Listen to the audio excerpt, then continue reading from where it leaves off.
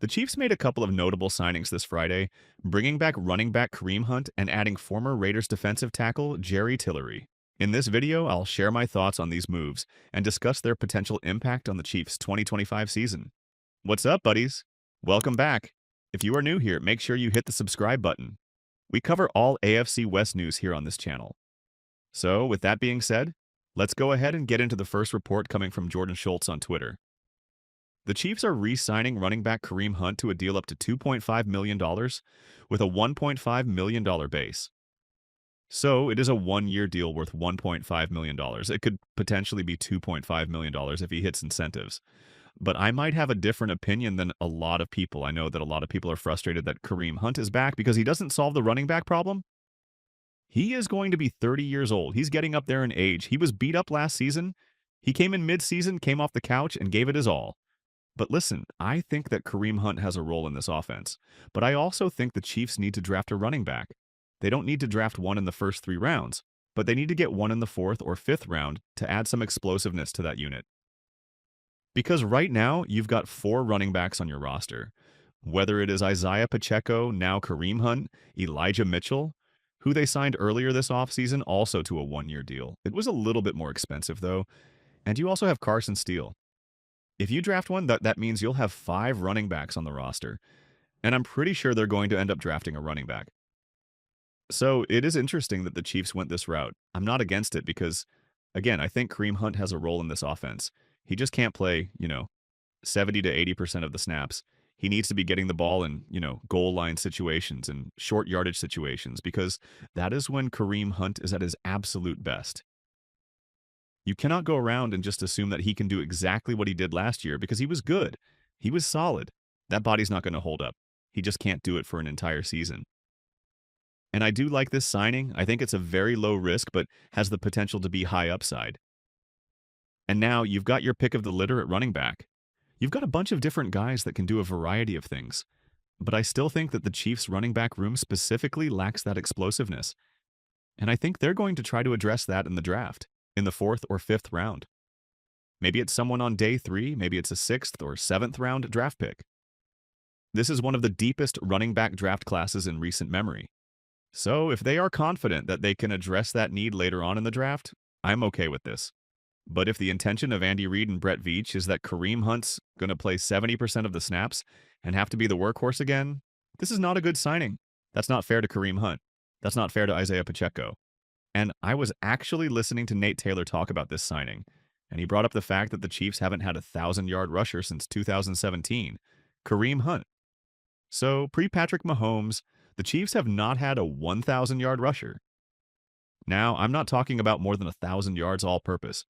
The Chiefs have not had a pure 1,000-yard rusher since 2017, back when it was Kareem Hunt and Alex Smith. That's how poor the running back group has been, but also the Chiefs' offense has not been run-first. They're a pass-first offense that will occasionally run the ball if they find an opening. So I do like this signing, but I want to hear from you guys down in the comments section below. What do you think of this signing? I mean, I'm excited to have Kareem Hunt back. At the Super Bowl, he was like, yeah, I would like to come back here next year, but we got to handle business on Sunday. Spoiler alert, they in fact did not handle business on that Super Bowl Sunday.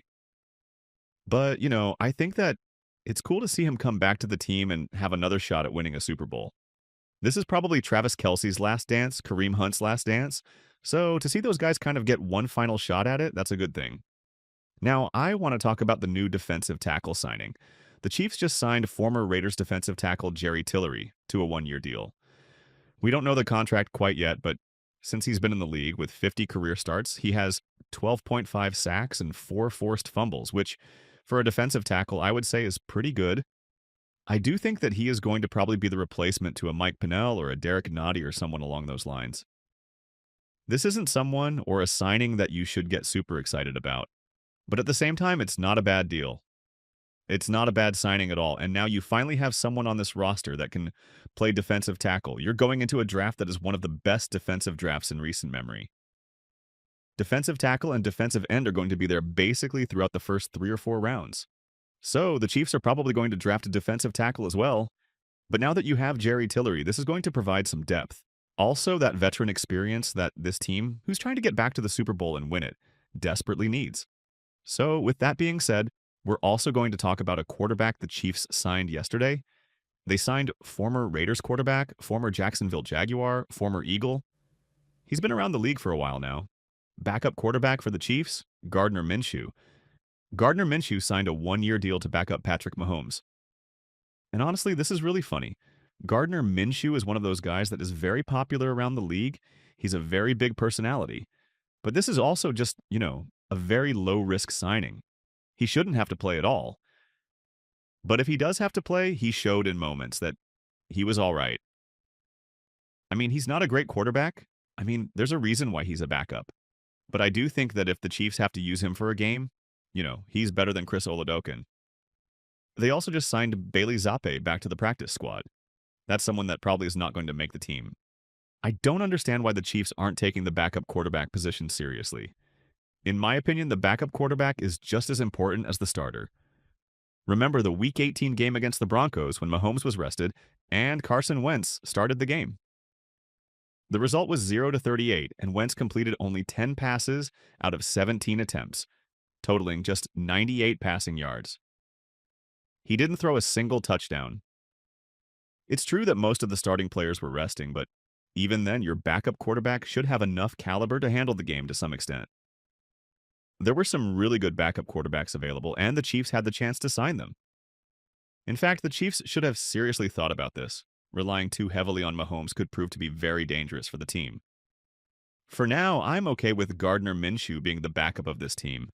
Hopefully, we get to hear him talk in a press conference because he is one of those guys that whenever he speaks, I want to listen. In my opinion, the best free agency signing so far has been cornerback Kristian Fulton from the Chargers. Honestly, this signing didn't generate much hype, but it's a highly underrated move. The team is bringing in Fulton to help the defense as the cornerback opposite of Trent McDuffie, giving them a player who can possibly be another shutdown corner. Fulton enjoyed one of the best seasons of his career with the Chargers in 2024, totaling 51 tackles, 1 interception, and 7 pass defenses. The Chiefs did well to poach him from a divisional rival on a contract that ranks tied for 25th in AAV among NFL cornerbacks. So with that being said, guys, let's go over the signings once again. The Chiefs signed a 2-year deal with Kristian Fulton. The Chiefs re-signed running back Kareem Hunt to a 1-year deal. They just signed defensive tackle Jerry Tillery to a 1-year deal. They signed Gardner Minshew to a 1-year deal. And have you noticed that most of the Chiefs' signings are 1-year deals? One reason is their cap space issue, and the other is that these are mostly prove-it deals. In my opinion, this approach makes sense. Draft picks are developed according to the team's system, but it's much harder to modify free agents to fit that system. So, guys, what do you think about these signings? Share your thoughts in the comment section.